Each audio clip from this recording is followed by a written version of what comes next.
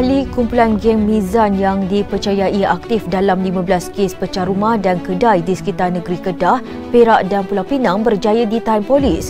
Ketua Polis Kedah, Datuk Wan Hassan Wan Ahmad berkata, kesemua suspek yang ditahan berusia antara 25 hingga 52 tahun.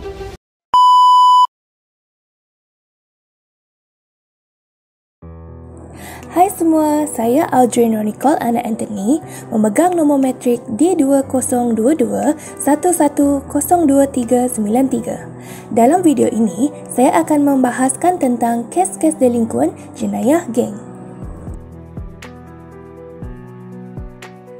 Apa itu geng? Menurut Pusat Maklumat Rakyat, pada Mac 2009, gangsterisme merupakan satu budaya hidup yang keterlaluan dan melanggar norma-norma kehidupan bermasyarakat. Gangsterisme juga merupakan kelakuan yang akan memusnah dan merosakkan persekitaran yang dilakukan secara berkumpulan. Berikut merupakan logo kumpulan geng di Malaysia. Seram tau. Seterusnya adalah ciri-ciri gangsterisme. Seorang gangster bersikap mudah marah. Mereka mudah marah terhadap orang sekeliling mereka walaupun melibatkan perkara yang kecil. Mereka juga suka merosakkan harta benda. Mereka merosakkan harta benda awam untuk menunjukkan keberanian dan kehebatan mereka kepada masyarakat.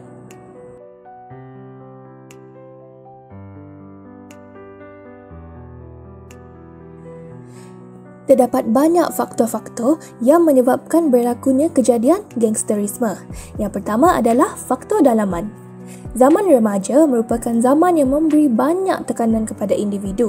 Oleh itu, seorang individu yang kekurangan didikan agama biasanya lebih mudah untuk terjebak dalam kegiatan gangsterisme.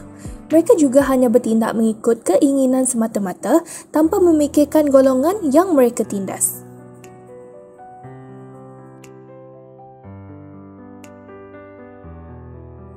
Terdapat juga faktor luaran yang menyebabkan berlakunya kejadian gangsterisme. Yang pertama adalah faktor keluarga. Terdapat dalam kalangan ibu bapa yang menunjukkan teladan yang buruk kepada anak-anak dengan terlibat dengan aktiviti gangsterisme, penyalahgunaan dadah, kaki botol dan sebagainya. Ibu bapa yang sering bergaduh juga akan cenderung untuk memiliki anak-anak yang berisiko untuk menjadi agresif. Seterusnya adalah faktor rakan sebaya. Rakan sebaya bertanggungjawab dalam membentuk pribadi remaja. Rakan sebaya yang baik akan membentuk akhlak yang baik, manakala rakan sebaya yang berpengaruh buruk akan menyebabkan remaja terlibat dalam pelbagai masalah sosial, terutamanya gangsterisme.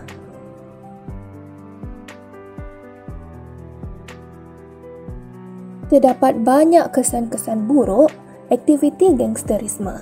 Yang pertama adalah kesan-kesan kepada diri sendiri dan keluarga. Remaja akan suka mendapat pekerjaan kerana masyarakat memandang serong terhadap mereka. Keluarga mereka juga akan menyisihkan mereka kerana tidak dapat menerima perbuatan mereka. Seterusnya adalah kesan kepada persekitaran. Kerosakan harta benda awam yang akan menyebabkan kerugian kepada negara. Seterusnya, mereka juga akan menyusahkan masyarakat kerana kemudahan awam telah dirosakkan. Seterusnya adalah kesan kepada masyarakat. Masyarakat setempat pula akan bimbang dengan keselamatan mereka.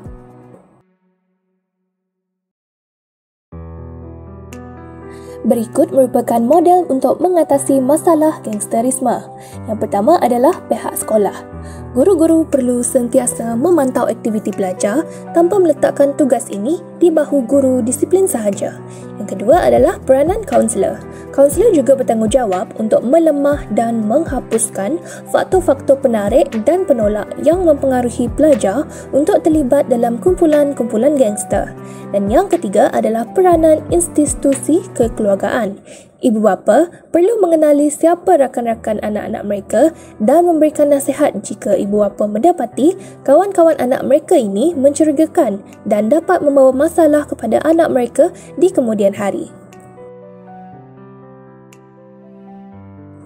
Seterusnya adalah peranan media massa. Media massa perlu berhati-hati dalam memilih bahan yang ingin ditayangkan. Media juga perlu menyekat atau menapis segala bahan yang berunsur negatif, terutama melibatkan gangsterisme. Seterusnya adalah peranan kerajaan. Kerajaan perlu melancarkan pelbagai kempen pembangunan masyarakat, contohnya seperti kempen anti-gangster untuk meningkatkan kesedaran masyarakat. Dan yang ketiga adalah penguatkuasaan undang-undang. Hukuman yang berat perlu dikenakan terhadap pesalah gangster agar mereka dapat memberi pengajaran kepada orang lain. Sebagai kesimpulannya, pelibatan semua pihak perlulah ada untuk mengatasi masalah gangsterisme daripada berlaku. Dengan ini, negara akan kekal harmoni. Jangan terlibat dalam masalah gangster tau.